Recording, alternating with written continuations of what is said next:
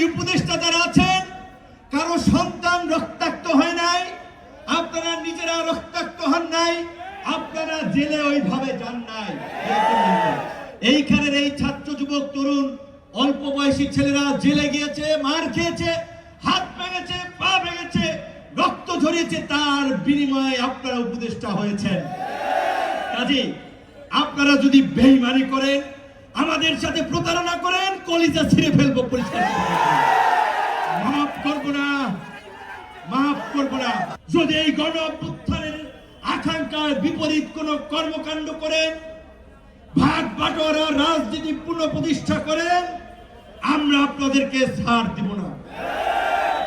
এই বাম আঙ্গুল এটা হাসিনার আমলে ডাকসুর হামলায় ফ্র্যাকচার হয়ে বাঁকা হয়ে গেছে। এই নাকের ডান পাশ বাঁকা হয়ে গেছে ইউনূস সরকারের সময়।